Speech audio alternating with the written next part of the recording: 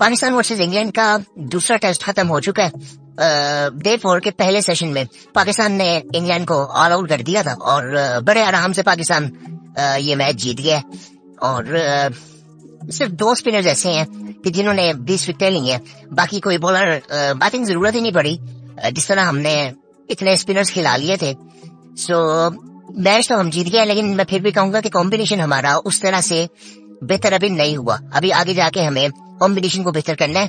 पाकिस्तान ये match 152 run से जीता है और आई थिंक जिस तरह की पिच थी 300 रन काफी ज्यादा थे। स्पेशली ये फॉरेन कंट्रीज, ये इंग्लैंड, ऑस्ट्रेलिया, न्यूजीलैंड ये हद तक अच्छा खेलता है। आई थिंक इनका भी आई थिंक इतना बुरा नहीं था। ये पिच का रिस्पॉन्स आई थिंक काफी ज्यादा बुरा था और उसके साथ गर्मी बहुत ज्यादा थी, जिसकी वजह से ये मैच पाकिस्तान बड़ी इजीली जीत गया। लेकिन ये जो स्ट्रेटजी है ना, ये हमेशा काम आएगी नहीं, क्योंकि पाकिस्तान ने एक गैम्बल खेला था यहाँ पे कि सारे स्पिनर्स खिला दो। वो जरा सा उनका रिस्पॉन्स अच्छा रहता। जिस तरह आप रूट की बात करें, रूट ठीक है, मुझे लगता है कि ज्यादा स्पिन बॉलिंग तो बहुत अच्छी हुई है, लेकिन गर्मी का इसमें बड़ा इम्पैक्ट था। क्योंकि इन्होंने पहले मैच में बहुत लंबी बैटिंग की हुई थी, लेकिन उसके बाद भी आई थिंक ये गैम्बल हो सकता था। वो किस तरह, आप यहाँ पे देखें कि हमने पहली इनिंग में वो टोटल नीचे से ना बना होता, नीचे से नुमान ने स्कोर ना किया होता 30, वो 30 रन वहां से कम होने थे। फिर अगर सलमान अली आगा के कैच पकड़ लिया रहता तो वो रन नहीं होने थे। सो इसी तरह से फिर वो स्कोर जो 300 हुआ है ना, वो 200 पे रहना था, और वो 200 का प्रेशर अलग किस्म का होता है। सो आई थिंक ये सारी चीजें देखने वाली है। पॉजिटिव चीज ये है कि पाकिस्तान जीता है, जो कि बड़ी इंपॉर्टेंट है पाकिस्तान के लिए थी ये जीत। और आई थिंक अभी प्रेस कॉन्फ्रेंस भी, पहले मैंने सोचा कि मैं फौरन बनाता हूँ, लेकिन मैंने कहा कि मैं देखना चाहता हूँ कि प्रेस कॉन्फ्रेंस में शान मसूद क्या कहते हैं, बेन स्टोक्स क्या कहते हैं। तो मुझे जो एक चीज से मसला है ना, कि देखो आप जब जीत नहीं रहे थे तो आप कह रहे थे कि हमें क्लैरिटी चाहिए, ठीक है क्लैरिटी चाहिए और कॉम्बिनेशन अच्छा चाहिए।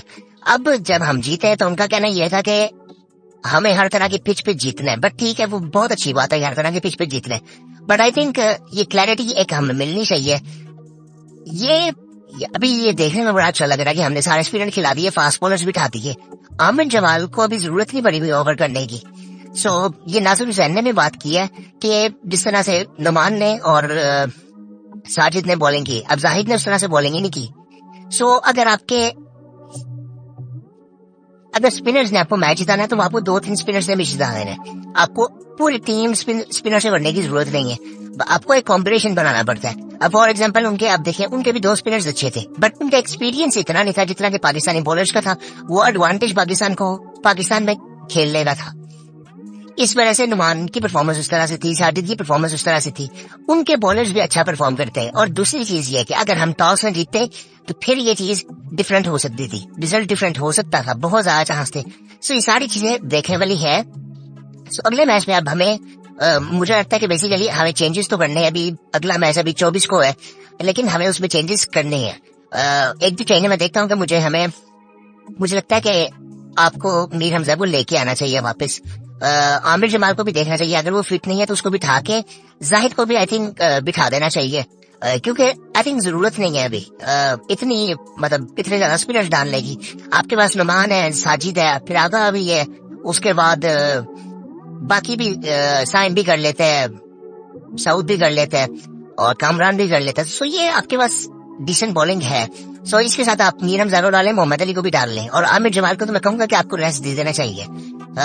वो उसका इशू है, वो पूरी तरह से भी फिट नहीं है।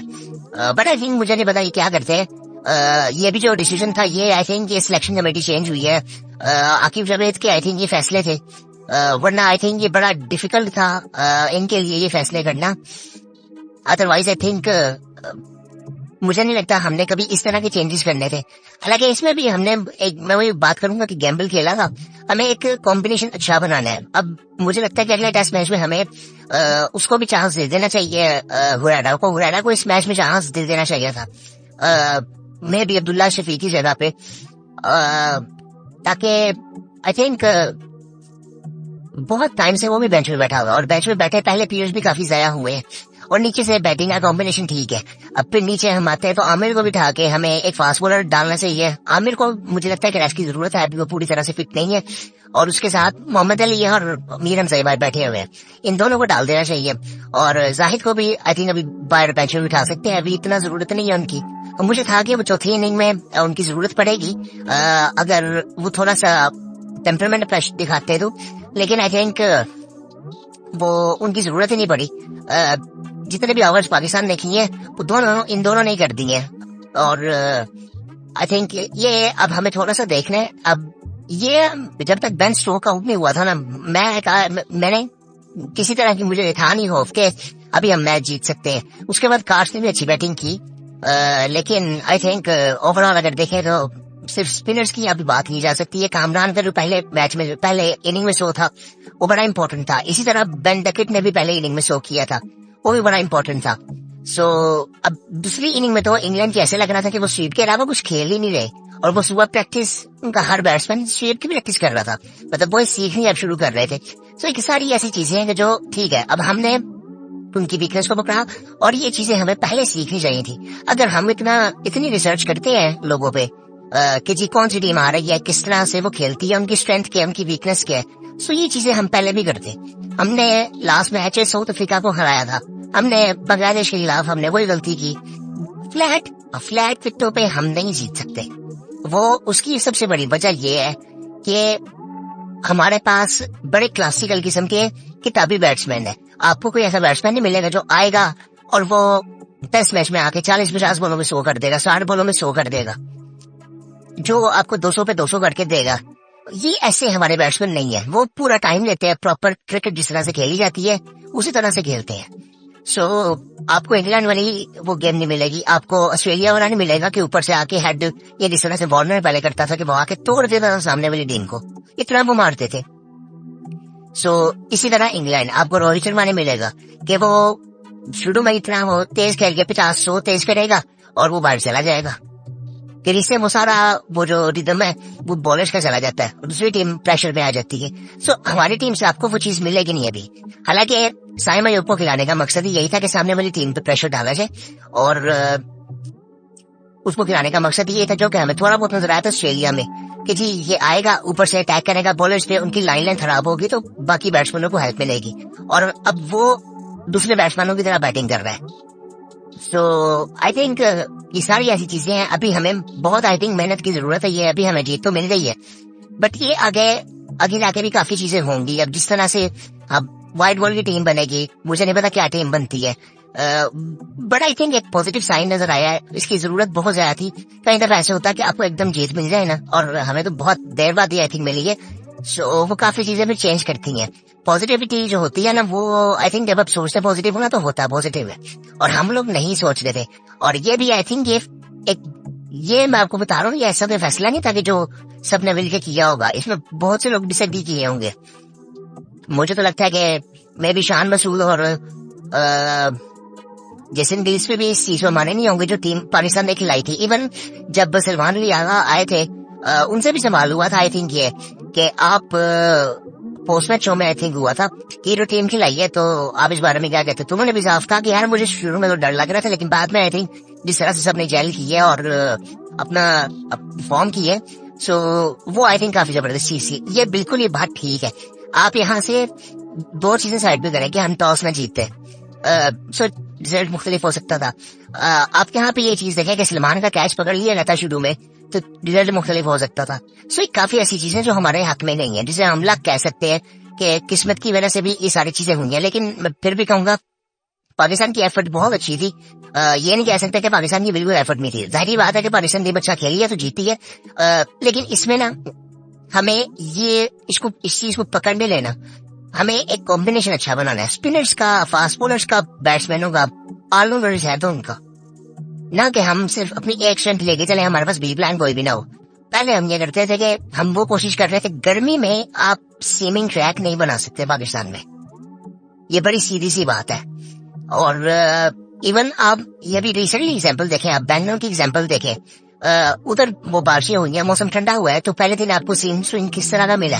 अब उसके बाद न्यूजीलैंड ने 400 मार दिया। अब इंडिया बैटिंग कर रहा है, वो भी डिसेंट बैटिंग कर रहे हैं, 50 उनका भी हो गया है, तो कोई आउट नहीं है। सो ये सारी चीजें देखने वाली होती है, क्योंकि धूप निकली है, मौसम जरा बेहतर हुआ है। सो सेमिंग कंडीशन, स्विंग कंडीशन, आप फॉर एग्जांपल आप सेम स्विंग से आप ये गोरा को परेशान नहीं कर सकते, इनका खेलना ही उधर होता है। आप इंग्लैंड की बात कर लो, इनको आप भी उससे परेशान कर सकते। ये पूरा साल इसी मौसम में क्रिकेट खेलते हैं और सेम स्विंग उनको मिलता है। इंग्लैंड में तो प्रॉपरली इस तरह से होता है कि आपको सबको हेड मिलती है, बैट्समैनों को भी हेड मिलती है, अच्छी बैटिंग दिखते हैं, बाउंस होता है उनमें, और उसके साथ फिर बॉलर्स को भी हेल्प मिलती है, फास्ट बॉलर्स को सेम स्विंग मिलता है, फिर स्पिनर्स को भी हेल्प मिलती है। सो वो बेस्ट कंडीशंस है क्रिकेट के लिए। फिर आप यहाँ पे अगर एशियन कंडीशंस में आते हैं तो इसमें मौसम का बड़ा हाथ होता है। इंग्लैंड में तकरीबन पूरा साल ठंडी रहती है, कोई इतनी ज्यादा गर्मी पड़ती नहीं है। और यहाँ पे अगर आप देखो तो एशियन कंडीशंस में तो गर्मी बहुत ज्यादा पड़ती है, और उसका जो ड्यूरेशन है वो बहुत ज्यादा है, कि जिसकी वजह से सीमिंग कंडीशंस बनाना वो इतना। और अगर आपके पास जो बॉलर्स हैं उनकी पेस ही नहीं है, वो 125 पे बॉल कर रहे हैं, तो फिर तो आपको कुछ भी नहीं मिल रहा फास्ट बॉलर से। सो वो आपको एक अलग किस्म की एक एक्सपर्टीज चाहिए, जो कि आई थिंक आपको नजर आएगी स्पेशलिस्ट बॉलर।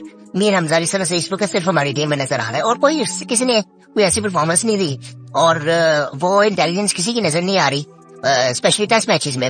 नसीम शाह किसी हद तक बेहतर है, बट वो भी अपनी टैलेंट की बेस पे है। अब वो उसको गेम अवेयरनेस इतनी ज्यादा नहीं है, स्किल्स की अवेयरनेस उसको पता नहीं है अपनी स्किल्स को भी कैसे इस्तेमाल करना है। वो सिर्फ टैलेंट की बेस पे वो जो उसका एक्शन है, और पेस भी उसकी अभी डिसेंट है, कम हुई है, ये सारी चीजें हैं। सो शाहीन को देख लें, अब वो उसकी वो इफेक्टिवनेस है ही नहीं। अब जो 145 पे थी, अब वो 125 पे बॉल करता है। सेम आमिर जमाल का, आमिर जमाल ने भी 125 पे बॉलिंग की है आज नहीं, ये पिछले टेस्ट मैच में आप देखें तो, पहले इनिंग में भी आप देखें तो देखेंगे तो ये 130 के राउंड बॉडी बॉल है। सो ये इस तरह कभी भी नहीं हो सकता। हमारी विकेटों पे लोग बात करते हैं कि पहले बॉलर वसीम अकार की बात करते हैं, उनकी पेस भी तो क्या थी, उनका कंट्रोल कितना अच्छा था, गेम अवेयरनेस कितनी जबरदस्त थी उनकी, सिचुएशंस को वो कितना बेहतर तरीके से समझ सकते थे। टैलेंट, उनके टैलेंट की तो कोई बात ही नहीं करता था, उनके तो वो इंटेलिजेंस की बात होती थी। टैलेंट सिर्फ आपको टीम में ला सकता है, उसके बाद जो सर्वाइव आप करते हो वो अपनी एफर्ट में करते हो, हार्डवर्क भी करते हो, गेम अवेयरनेस, वो सारा जो एवोल्यूशन आपकी उस वक्त होती है वो आपको वहां पे सर्वाइव करवाती है, जो कि आजकल के बॉलर्स में नहीं है। इनके फोकस ही दूसरी चीजों पे है, टीम के अंदर रह के ध्यान इनका। और ये मैं फिर वही बात करूंगा कि ये मसले आपको नीचे से ठीक करने पड़ेंगे। हमें स्ट्रक्चर को बेहतर करना है। ये PR वाले जितने हैं, मैं उम्मीद करता हूँ कि अब इनको अक्ल आए कि ये जो बाहर हुए हैं ना, ये ठीक है, बड़े अच्छे प्लेयर्स हैं, लेकिन ये इनको थोड़ा सा देखना पड़ेगा। इनको ये जो सियासतें होती रही है ना, ये नहीं होनी चाहिए। अब आप यहाँ पे देख रहे हैं, ये टीम देखें, इसमें क्या है, ये नए लड़के आए हैं, तो क्या इनमें आपको नजर आया? सिर्फ इस चीज का डिफरेंस था, किसने परफॉर्म किया? कामरान ने किया, उसका पहला मैच था, और बाहर से जो रिलीज हुए थे उन्होंने परफॉर्म किया। बाकियों की कोई इतनी खास परफॉर्मेंस नहीं थी। सलमान आगा को निकाल देते हैं अगर तो, क्योंकि वो अभी इतना पुराना है नहीं, उसको अभी उस तरह की, और उस बंदे को भी अभी उस तरह की हाइप मिली नहीं है जो बाबर को मिलती थी, शाहीन को मिलती थी। हालांकि उसके परफॉर्मेंस रीजन टाइम में उनसे बहुत बेहतर है।